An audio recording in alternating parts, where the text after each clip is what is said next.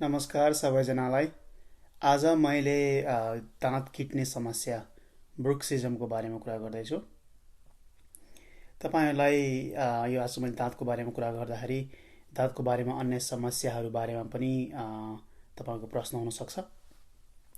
मैले डाक्टर आश्विन श्रेष्ठजीसँग कुराकानी गरेको थिएँ विभिन्न दाँत सम्बन्धी प्रश्नहरू। त्यसको भिडियोको लिङ्क म दिन्छु यो प्रेजेन्टेसन सकेपछि, वा तपाईले यो पेजको भिडियो सेक्सनमा गएर पनि हेर्न सक्नुहुन्छ। अगेन डाक्टर आश्विन श्रेष्ठजीसँग मैले कुरा गरेको थिएँ दाँतका विभिन्न समस्याहरू, जस्तै दाँतले किरा खाएको, गिजाको समस्या, बुद्धिभङ्गराको समस्या देखि अरू धेरै प्रश्नहरूको कुरा गरेको थिएँ। 1 घण्टाको भिडियो थियो क्यारे। तपाईले गएर हेर्न सक्नुहुन्छ, म लिङ्क पनि दिन्छु पछि। यदि तपाईहरुले फेरि डाक्टर आश्विन श्रेष्ठजीसँग प्रश्न सोध्न चाहनुहुन्छ भने, उहाँसँग जवाफ माग्न चाहनुहुन्छ, मलाई उहाँलाई निम्त्याउन तपाईले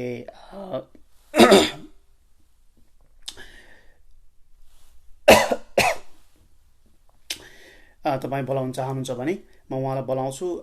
तपाईको प्रश्न कमेन्ट बक्समा लेख्नुहोस् है, दाँत सम्बन्धी प्रश्नहरू म उहाँलाई बोलाउँछु hopefully in few months। र आज मैले यो दाँत किट्ने समस्या ब्रुक्सिजम भनिन्छ त्यसको बारेमा छोटो कुरा गर्न आएको हुँ। यो समस्या तपाईलाई भएको छ कि छैन? यदि भएको छ भने तपाईलाई अब लक्षण थाहा छ होला नै है। बिहान उठ्दाखेरि कसैको यो ज दुख्ने है, यतातिर जोइन्टमा दुख्ने अथवा हेडेकहरू हुन सक्छ, वा कतिलाई थाहा पनि हुँदैन, अरूले भनिदिनु पर्छ है। अरूले सँगै सुतेकोले राति यसरी दाँत किट्छस् तैँले भन्छन् है। यदि तपाईले त्यस्तो गर्नुहुन्छ भने त्यसको बारेमा थोरै कुरा गर्छु मैले आज। लक्षण त मैले भने भर्खरै है, यो साइडमा दुख्ने, वा कसैको दाँत टुक्रिने है, दाँत बिग्रिने समस्याहरू दुनिया हुन सक्छ। दाँतको एनामेलहरू वेयर आउट हुने, दाँत सम्बन्धी धेरै समस्याहरू आउने है, सिरिङ्ग हुने, दुनिया समस्या ल्याउन सक्छ दाँत किट्ने समस्याले गर्दा है। इमेजिन गर्नु त, रातभरि यसरी दाँत किट्दाखेरि दाँत खिएर कति समस्या होला। र त्यही माथि यदि तपाईको अझै दाँत सम्बन्धी समस्या पहिले नै छ, दाँतको राम्रो केयर गर्नु भएको छैन भने त यो दोहोरो यो इफेक्ट यो मल्टिप्लाई हुने भयो है, दाँत झर्ने सम्भावना बढी हुने भयो। अब यसो कारणहरू कुरा गर्दाखेरि कारण सबैको एउटै नहुन सक्छ है, फरक व्यक्तिको फरक हुन्छ। लामो समय कन्टिन्युसली सानै उमेरदेखि हुने त जेनेटिक कारण हुनसक्छ, जिनमा है, अथवा वंशानुगत हुनसक्छ। कसैको स्ट्रेसको कारणले केही समय लाई त्यस्तो हुने अनि पछि फेरि आफै सन्चो हुन सक्छ। कसैको स्लिप एप्नियाको द्वारा भएको पनि भन्ने सुनेको छु मैले।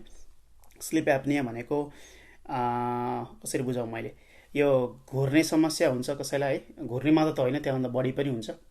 तपाईँ घुर्नुहुन्छ र खास गरी राति सुत्दाखेरि सास रोकिने है, फोक्सो यो सासै रोकिने, जस्तै हामी सास फेर्छौँ नि, त्यो नै रोकिने 5-10 अझै बढी सेकेन्डसम्म, मल्टिपल टाइम्स, धेरै पटक रातिमा। त्यस्तो समस्या भएकोलाई पनि हुने चान्सेस रहन्छ। कसैलाई यो नाक ब्लक हुने, सुत्दाखेरि नाक ब्लक हुने, मुखबाट सास फेर्न पर्ने, त्यस्तो बेलामा पनि ट्रिगर भएर त्यस्तो हुने सम्भावना रहन्छ। कारण जे होस्, उपचार विधि भने धेरैको चाहिँ एकै किसिमको हुन्छ, म त्यो बारेमा कुरा गर्छु अहिले। अब स्ट्रेसको कारणले हो भने ती टेम्पोररी कारण हो नि त, त्यो समाधान गर्न पर्यो है।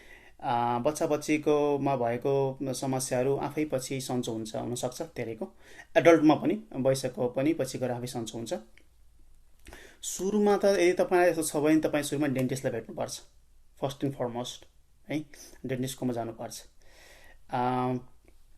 र अरू सबै उपाय गर्दाखेरि केही पनि लाएन भने डेन्टिस्टले के गर्छन् भन्दा उनीहरूले स्क्यान गर्छन् मुख होइन, हेरेर एउटा डिजिटल पिक्चर बनाउँछन् र उनीहरूले एउटा नाइट गार्ड भन्छौँ, कसैले नाइट गार्ड भन्छन्, कसैले माउथ गार्ड भन्छन्, कसैले स्प्लेन भन्छन्, कसैले डेन्टल एप्लायन्स, दुनियाँ नाम हुन्छ। यसरी तपाईँहरूले स्पोर्ट्स जस्तै बक्सिङ खेल्नेमा चाहिँ त्यो मुखमा माउथ गार्ड लगाएको देख्नु भएको छ है, अथवा अमेरिकन फुटबल खेलेको दुनियाँ एथलेटिक्सहरूले त्यो त्यस्तै माउथ गार्ड बनाइन्छ है।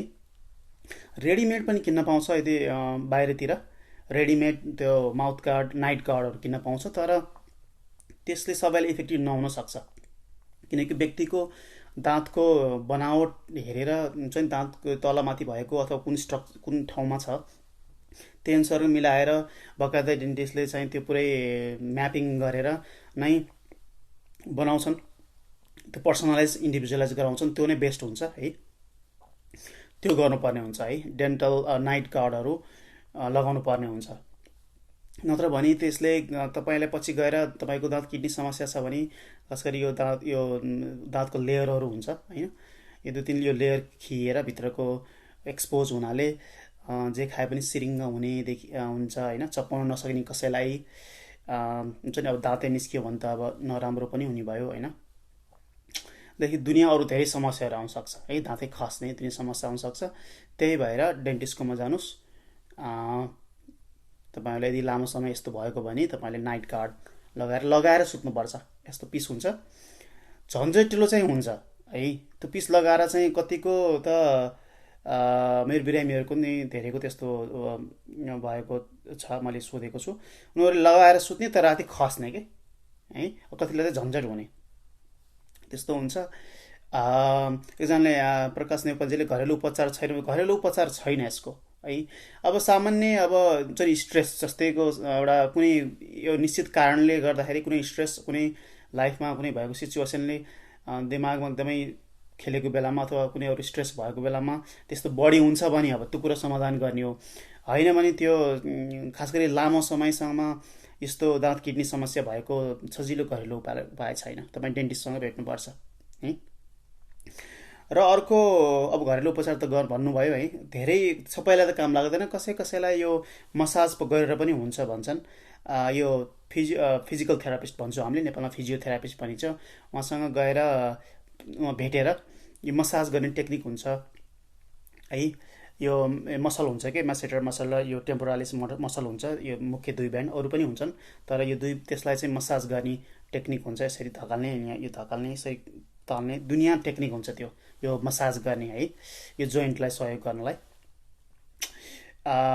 त्यो कसरी पनि काम गर्छ भन्दा यो दाँत किड्नीहरूको अलिकति यो मसल टेन्स्ड भएर पनि टेन्स हुने, दाँत किड्नीले गर्दा त्यो टेन्स भएको हुनसक्छ अथवा मसल बढी टेन्स भएको हुनाले यो दाँत किड्ने समस्या हुन सक्छ, दुइटै हुनसक्छ। त्यस्तो बेलामा यो मसाज गर्दा केही हदसम्म काम पनि गर्न सक्छ है, वा यस दाँत किड्ने समस्याले तब यो यहाँ दुखेको भयो त्यसलाई पनि कम गर्ने भयो है। त्यही भएर मिल्छ भने सक्नुहुन्छ भने उपाय छ भने फिजिकल थेरापिस्ट अथवा फिजियोथेरापिस्टसँग भेटेर त्यो मसाज गर्ने टेक्निक सिक्नुहोस्। जस्तो जता पाए उतै यसो गरेर हुने कुरो होइन, यो एउटा टेक्निकै हुन्छ कि है। यो मसल जताबाट जान्छ, जताबाट यो फाइबर ब्यान्ड छ त्यसरी नै अनुसारको यो एक्सर्साइज हुन्छ, त्यो सिक्नुपर्छ है। एकपटक अथवा दुईपटक सिकेर घरमा आफैले पछि गर्दा हुन्छ। अलराइट, त्यसले बरु केही हदसम्म सहयोग गर्न सक्छ, हेल्प गर्न सक्छ, होइन भने मैले भनेको माउथ गार्डै लगाउने हो है। दाँत रिपेयरहरू पनि गर्नुपर्ने हुनसक्छ, दाँत फुत्केको छ अथवा हल्लिएको छ अथवा थोरै भाग निस्केको छ भने। अर्को कसैलाई अति नै भयो भने मसल रिल्याक्स गर्ने औषधि पनि दिइन्छ, वा बोटक्स इन्जेक्सन पनि लगाउने चलन छ है। त्यो चाहिँ कसलाई गरिन्छ भन्दा अब नेपालतिर त सम्म भला लाग्दैन है, कतिको गरिन्छ मलाई थाहा भएन। खास गरी त्यो डेन्टल अप्लायन्स, त्यो माउथ गार्ड त्यो नाइट गार्ड प्रयोग गर्न मन नलाग्ने अथवा गर्दा पनि राति निस्केर फेरि त्यस्तो समस्या भएकोलाई अन्तिममा यो बोटक्स इन्जेक्सन लगाउनु पर्ने हुन्छ, जसले गर्दा यो मसललाई हल्का रिल्याक्स गरिदिन्छ र त्यो रिल्याक्स मसलले गर्दा राति चाहिँ दाँत किटिँदैन है, त्यो लजिक हो। र अरू भनेको अब यदि कुनै स्ट्रेस अथवा कुनै एङ्जाइटी भएको कारणले अथवा त्यो भएको बेलामा बढी हुन्छ नि, त्यो बेलामा त्यसको उपचार गर्ने औषधहरू खाने। अलराइट, आज मैले कुरा गरेँ यो ब्रुक्सिजमको बारेमा अथवा दाँत किड्ने समस्याको बारेमा है।